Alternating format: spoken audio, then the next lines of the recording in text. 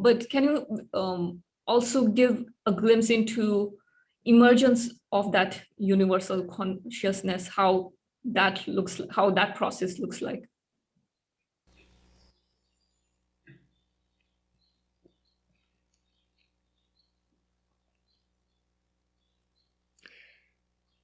Everything is a dance of subject and object. The dynamics of subject and object and experience, right, exemplified in that unity of observer, observing and observed, right? Seer, seeing and seen. So really that dynamic undergoes refinement. And the universal consciousness is always there, of course. But it's there not fully cognizant. It's always there, of course, in all circumstances. But the dynamics of this trinity somehow acts as a filter which eclipses that. So the return or re-emergence of that unity or universal consciousness is all on the account of the relationship between subject and object. The greater the intimacy of subject and object, the greater one touches to that depth of one's being, which is unity. And subject and object can drown in each other, can have love, relationship, can reflect in each other and illumine each other. They can stand in opposition to each other. There can be a gap, like in witnessing state of consciousness, subject and object in opposition to each other, and therefore it is known as achievement because you have all the required detachment, because you identify with the subject and the world of form and phenomena, in other words, the world of experience becomes a subject. But that witnessing state of consciousness is an intermediate state, though may be spoken of as higher state of consciousness to the mundane reality of experiencing, where that witness, that mindfulness is not there. It's not the full thing. So the refinement of that relationship is what really brings about the experience of universal consciousness. And most people, of course, have the glimpses of that and occasional experiences of that. I give many examples of how this can happen. Especially it happens when one is a spectator, either in a work of art or when one is in beholds magnificent scenery, where the overwhelming spectacle, where senses saturated to such degree by whatever, could be a spectacular landscape, unfoldment, spectacular sunset or sunrise, a seascape, something which is breathtaking. And that breathtaking brings about the collapse of subject and object, even if momentarily. It can happen when one is watching, listening to opera, whether it's a rock opera, the classical opera. It can be when one is contemplating one's favorite work of art, or engaged in a tea ceremony. And just like, it can be in a dance, in a movement, in the act of lovemaking, or maybe even swimming. But these, of course, are fleeting and temporary experiences which do not last. They come and go. Therefore, it's very difficult for us to anchor our awareness in that what was just there and then it's gone. Because this mundane consciousness takes over and subject and object reigns again. You see? So, in a way, we could speak about the job of spiritual maturity or spiritual work is in that appeasing and refinement of relationship between subject and object, where the possibility of them merging becomes at the tip of one's fingers at any time available throughout any experience. When one gains mastery to such degree that one can experience these dynamics without losing that state where subject-object comes and causes that, what could be spoken of as split of union, because that union never undergoes any fracture. It's only spoken from this localized experience. But we cannot speak about it from non-local experience, precisely because this is where a lot of theological arguments, if consciousness is localized, or this human experience, that subject to various interpretations, divine or profane or dream-like, Maya-like, not happening, this is, again, Tantra, it's a positivistic, Vedanta is, negating this experience, but all boils down to one way or the other is, and all agree that this subjectivity of experience is only available and verifiable through this embodied experience. Through this embodied experience, which at once is localized and yet non-local experience of one's awareness is available at all times, because that's what empowers that what is being experienced as a deeply localized, deeply personal, uniquely individual experience in a given moment in time.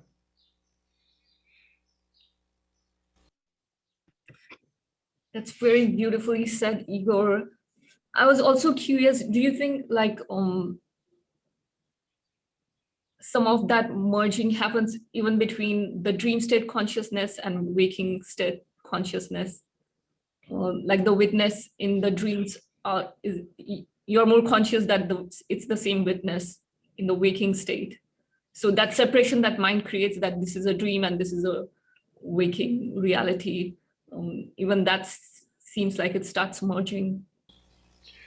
Yes, of course, this is why it's spoken very often to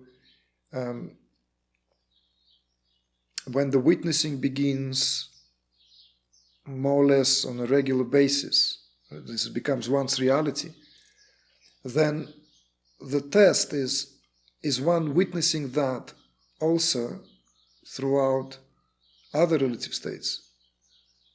So if one's witnessing only through waking state of consciousness, and yet somehow consciousness goes into slumber, in a dreaming and deep sleep, then it means it's not a fully developed, fully mature witnessing, we say. So therefore, that there is a saying, they need to be strung. It's like a needle needs to string all these relative states of consciousness through that witnessing needle of one's awareness. So in other words, one witnesses one's dreams, one witnesses that complete slumber of the deep sleep, when there is no sensory activity and mind is idle and the sense of temporal self is non-existent, simply because all this is absorbed into the causal. So in a deep sleep there is no so-and-so, the individual rests, but the witness remains. Again, we could say that a lot of people have these experiences, occasionally there and then, but they're not substantiative enough to have that stringing-like, uninterrupted-like experience. So therefore, one's consciousness, as it were, still fragmented by these coming and goings of relative states, waking, dreaming, deep sleep. And it is a prerequisite, almost experientially verifiable and need to be lived, when one's consciousness no longer collapses and no longer subjected to the comings and goings of these temporal states, relative states. When that is experienced, it's a very, it's not only beautiful, of course it's beautiful, but it's also this continuation, this continuity is then savored fully.